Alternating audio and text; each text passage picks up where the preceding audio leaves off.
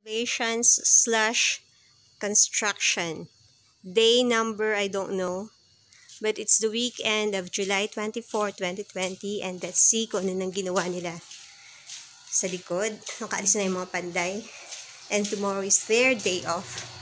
So,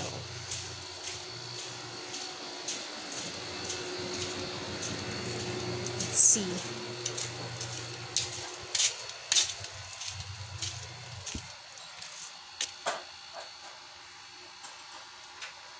This is the guest room.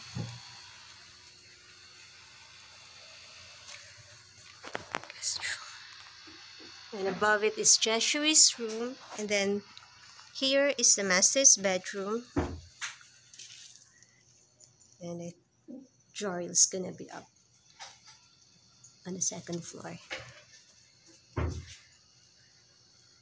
Okay.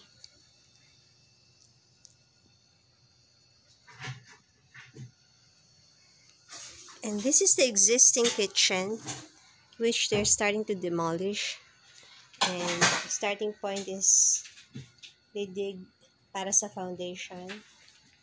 And as you can see, yung existing na mga tubo namin, mga pipes, grabe ng kalawang.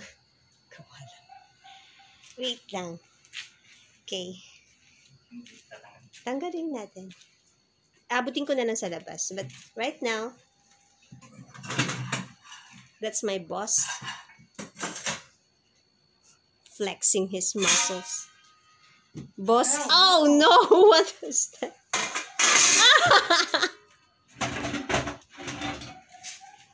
Okay. Sorry, cell phone.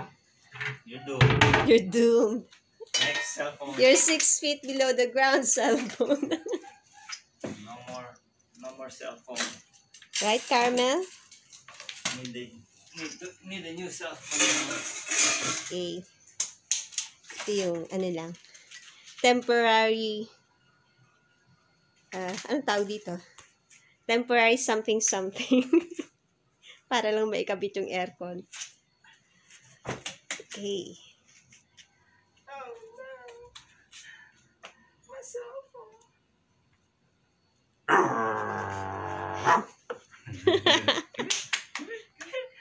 Wag. Kanina kahit pumupunta siya dyan.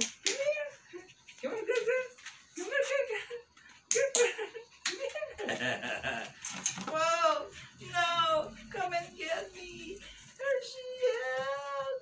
Help! Come here, help me! Help me, God! Help me! Help me!